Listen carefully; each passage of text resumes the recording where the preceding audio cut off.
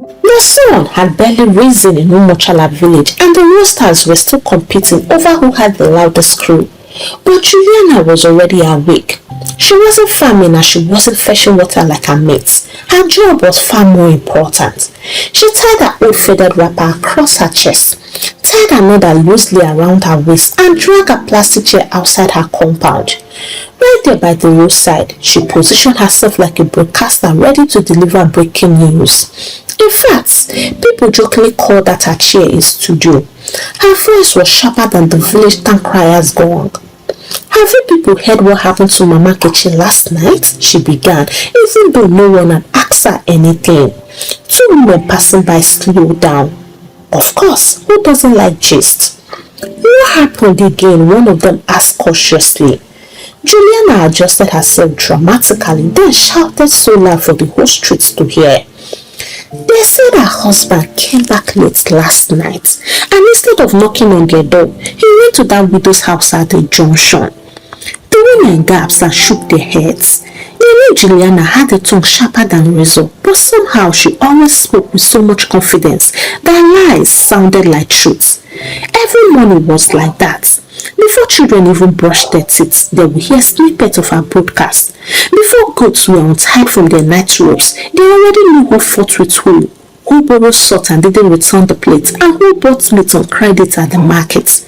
To Juliana, gossip was not just a habit, it was a full-time profession, and in her mind, she was serving the community by simply exposing secrets. Her husband, Mr. Chike, hated it. Many times he would beg, Juliana, face your business. Leave people alone before wahala will come. But she will always reply, old man, go and mind your farm. If I don't talk, who will? Am I supposed to sit like a log? By 9 a.m. that morning, half the village already knew the breaking news about Mama Kechi's husband, all thanks to her. And by evening, the couple started quarreling over a revelation that started from Juliana's plastic chair studio. She smiled as she heard it. She was satisfied with herself. In her heart, she thought, without me, this village would be so boring. I am the salt in this place. Little did she know that the same salt will soon enter her own soup and it would be too salty for her to swallow. One day, she was fanning herself with an old newspaper when a young woman approached her quietly. It was Ngozi, the village teller's wife. She looks around like a thief about to steal mango. When she finally reached Juliana's studio, she bent low and whispered, Auntie Juliana, good morning, ma. Juliana adjusted herself and sat up like a queen, granting audience. Morning, my dear. Hope your husband has not started misbehaving again, no. Ngozi's eyes widened. No, Auntie, God forbid. I actually came to beg you for something. Juliana smirked. Beg me? Go on. Ngozi rubbed her palms nervously. Please, Auntie. I heard you told Mama Esther last week that my husband was always eyeing that lady that sells bill cake at the junction. It nearly caused fight between us. But Auntie, it is not true. My husband only buys akara there because it is cheaper. Please, I am begging you, don't scatter my home. Juliana leaned back, burst into laughter that echoed across the street, then shook her head dramatically. Chai! Women of nowadays, that's how you keep on covering up for the gender that betrayed Jesus, and they'll be doing more. Well, if I say something, it's because my eyes have seen it. I don't gossip, I only review. Ngozi almost knelt down. Please, Auntie Juliana, I know you like me. Just leave our names out of your revelations. I beg you in the name of God. Instead of answering, Juliana picked up her cup of water, sipped it noisily, and waved her hand like a judge passing judgment. My sister, you can go. But remember, truth is like smoke. It cannot be hidden. If your husband is innocent, he has nothing to fear. But if he's guilty, he will keep on entering my studio. She wasn't an ordinary gossip, she was a professional in the art of collecting information. If the FBI had a branch in Umuchala village, she would have been the chief spy. Her tricks were so many. She had ears sharper than a rabbit and legs lighter than a cat. Wherever people were whispering, she would find a way to be there. One evening, two women were discussing quietly behind someone's kitchen. They thought they were safe. Suddenly she appeared and said, "Hey, continue. What did he say again?" The women frowned. "Juliana, please, this one is a secret though." But before the night ended, the half-heard conversation had turned into a full-blown story that traveled to several compounds, courtesy of Juliana BBC. But our most reliable reporters were the village children. Anytime she saw them playing, she would call one over and offer granules or biscuits. Chukwudi, you are a sharp boy. Tell me, what did your mommy and daddy quarrel about last night? Chukwudi would scratch his head and say something small like, "They were talking about money." Juliana's eyes would shine. By the time she repeated it, she would garnish it and say, "Chukwudi's father is broke. He even wants to marry a second wife because his wife is not bringing money home." Sometimes she would even tiptoe near windows at night when couples were quarreling, and the next morning she would narrate word for word what was said, adding extra pepper to make it juicy. It reached a point where people in the village became afraid to even sneeze too loud because Juliana might hear and turn it into a headline. She was feared like Juju. If she mentioned your name in her gossip, people believed it even when it was a lie. Her husband, poor Mr. Chike, shook his head every day. He told her one night, "Juliana, you are drinking people's tears and laughing. Just know that one day you will choke." But Juliana only rolled her eyes, waved her hand and said, "Old man, leave me alone. If truth burns people, then let them wear fireproof skin." One weekday, which was like every other day to her, she sat on her plastic chair studio sipping garri with granules and looking for who to drag next. As fate will have it, she saw Mr. Uche, a hard-working carpenter, walking home with his cousin, a young woman who had come from the city to visit. They were laughing and chatting, carrying some things. That was all Juliana needed. She stood up dramatically and shouted loud enough for people to hear, "Women, open your eyes, oh. I have got another one red-handed. Uche is now carrying girlfriend around in broad daylight. He even bought her plenty things, yet his wife is struggling." Within minutes, a small crowd gathered. Juliana narrated the scene with hand gestures like a Nollywood actress. She painted it so convincingly that people believed. The story spread to Mrs. Uche before her husband even reached home. And by the time Mr. Uche entered the compound sweating from the sun, his wife was already boiling like water for a bath. "So this is what you have been doing behind my back, Abby?" she shouted, blocking the door. "What are you saying?" he asked, confused. "Don't pretend. The whole village knows you and that city girl. You have disgraced me." Mr. Uche was shocked. "City girl?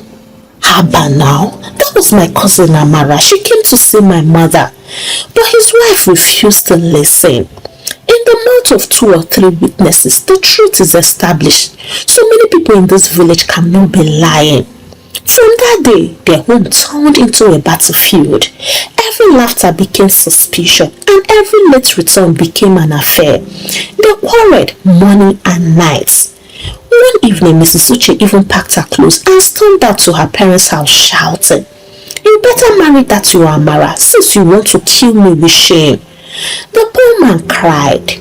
He begged and even swore on his father's grave, but his wife's ears were blocked by Juliana's voice. The marriage finally broke down. Mrs. Uche moved permanently to her father's house. Meanwhile, Amara, the innocent cousin, left the village in shame, refusing to ever return.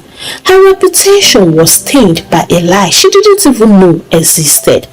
And in the midst of all this, Juliana sat outside her compound, picking her teeth with satisfaction, bragging, "Didn't I say it?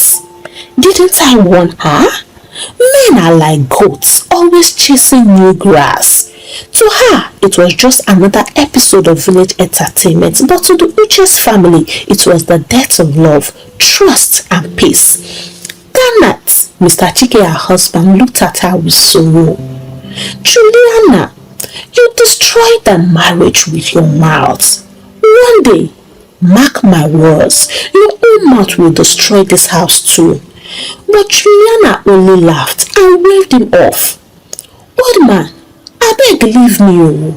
If people can't handle small truths, let them go and live inside the bush. She didn't know her husband's words were prophecy, and the same gossip she used to scatter others would soon scatter her own roof. Did she stop? For where? Instead, she grew worse. One hot afternoon, she sat outside in her favorite satellite spot, chewing roasted corn. When she saw Chinedu, the village mason, chatting with a female trader, he was only buying palm oil, but to her sharp gossip eyes, it was already an evidence. She hissed loudly, shaking her head like a disappointed mother. Another one? So these men cannot change. Even when their wives are pregnant, they are still chasing other women. Before the trader could even wrap Chinedu's palm oil, Juliana had carried the news in her mouth. That evening, as some villagers gathered under the tree to relax, she started her usual broadcast. My people, do you know where I saw Chinedu this afternoon? He was standing like a cockerel in front of that fat palm oil seller, smiling with all his teeth. I mean, all his teeth, and using his hands on her. His wife is pregnant at home, yet he is busy planning to get a second wife. The people gasped. This man is not good though. Juliana, are you even sure? More than sure, Seth, Juliana snapped. Mark my words, one day you will see that palm oil woman double. These men, they don't respect anybody. Of course, it didn't take long for Ngozi, Chinedu's heavily pregnant wife, to hear the story. She was in her 7th month, fragile and emotional. That night she confronted her husband in tears. So it is true, Chinedu. After everything we have been through together, you are planning a second wife? Chinedu was shocked. Ngozi, how can you even believe that nonsense? I only bought palm oil. Must I frown while buying the palm oil? But Ngozi was inconsolable. She cried so much that her blood pressure rose. By midnight, she started feeling sharp pains in her stomach. Her neighbors rushed her to the health center, fearing she might even lose the baby. The next morning, angry voices filled the village. If anything happens to Ngozi or her baby, it will be on Juliana's head. That her mouth is more dangerous than poison. She has no pity and shame at all. But Juliana stood her ground. Am I the one that told Chinedu to stand and smile with that female trader? I beg you, if the truth hurts, let everyone use paracetamol. Even as Ngozi lay in the hospital bed fighting for her unborn child, Juliana still bragged. She didn't know the community had started secretly wishing for the day she would test her own medicine. That evening, her husband, Mr. Chike, couldn't hold back his tears. He told her, Juliana, a pregnant woman almost lost her life because of you. Can't you see? This gossip is no longer an entertainment. It is witchcraft without a bro. But Juliana only hissed. This man, leave me, Joe. Everything I say, you twist it against me. She didn't realize she was writing her own destiny in ink that would soon stain her marriage permanently. By now, she was no longer an ordinary villager. She had become a brand. Everywhere you turned, her name was in people's mouths, sometimes in fear and other times in laughter. The youth nicknamed her BBC Juliana because just like the BBC News, she always had a fresh story, except that hers were more dangerous. Soon, people stopped inviting her to ceremonies, especially marriage ceremonies, because they were scared their in-laws would hear what they didn't say. But instead of being ashamed, Juliana wore her reputation like a crown. She would sit in her usual spot like an unbothered queen. She felt untouchable and she thought her words made her powerful. While her mouth was the loudest in Umuchala village, her husband was the complete opposite. He was a quiet man with patience that surprised everyone. Where Juliana was fire, he was water. Where she scattered, he tried to gather. Every morning while Juliana dragged her chair to the studio, Mr. Chike would quietly pick up his hoe and head to the farm. Better to sweat in the sun, he often told himself, than sit and listen to my wife carry people's name like a basket of tomatoes. In the evenings, he returned only to meet his wife in the middle of another gossip session. He would drop his load, shake his head and ask, "Are you not even tired? One day you will see the one that will chase us out of this village. Do you even know why people fear gossips more than thieves? A thief can only take your property, but a gossip takes your peace, your name, your marriage, and sometimes even your life." Juliana burst into laughter, slapping her thighs. "Old man, I beg go and rest. You are only jealous of my fame." The man suffered quietly. Some villagers even mocked him behind his back, but he endured, prayed every night for God to touch her heart. One market day, Juliana was in her element. She had gathered 3 women, fanning herself with a broken tray and narrating stories like a professional broadcaster. That was when she spotted her Daisy, the only daughter of Chief Okoro, the wealthiest man in Umochala. Daisy had just returned from the city carrying a small bag. She stopped by to greet a young pastor. They spoke for less than 5 minutes, but in Juliana's sharp eyes, it was already a scandal. By evening, the news flying around in the village was that Daisy and the pastor are lovers. When the woman reached Chief Okoro, his pride scattered. He stormed into his compound, roaring like a lion. "Daisy, so after sending you to school in the city, you were sneaking with the poor pastor?" Daisy fell on her knees. "Papa, that's not true. I only greeted him."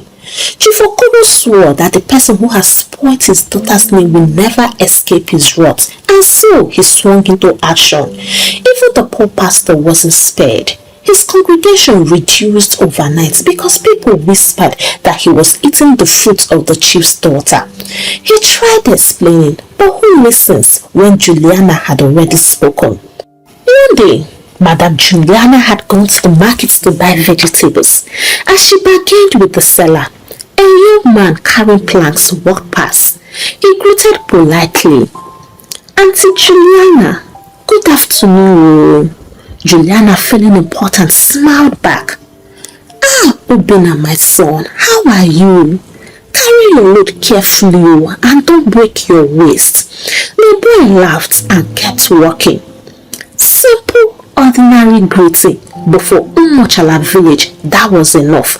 Courtesy of Chief Okoro. 2 women standing nearby looked at each other and smirked. "Eh? So it is Obina now. Did you see the way she smiled?" Another added, "Even the way Obina laughed. Here, love is sweet too." By evening, the story had grown wings. "Have you heard? Juliana is chasing small boys in the market. They say she is now Obina's sugar mommy." For the first time, Juliana wasn't the broadcaster, she was the news.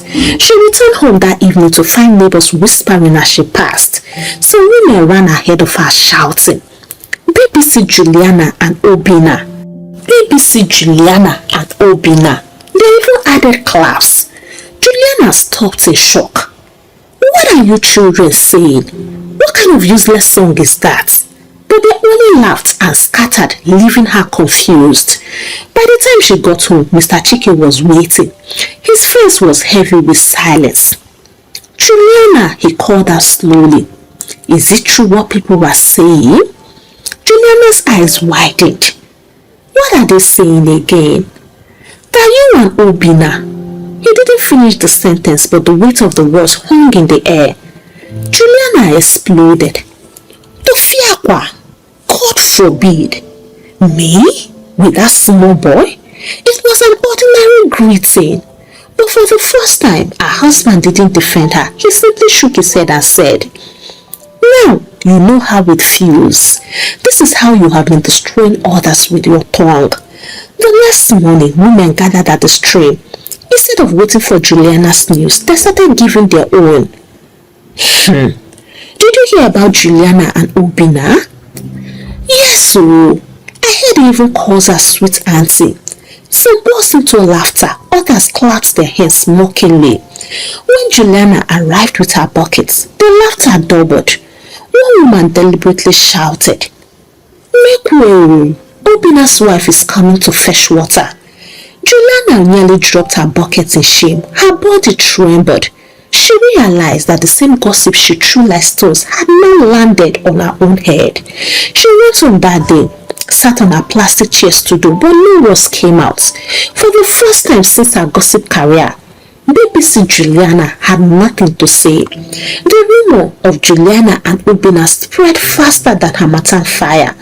By now, the entire village had chewed and swallowed it. Even those who never liked her were secretly happy. At last, the lioness had fallen into her own trap.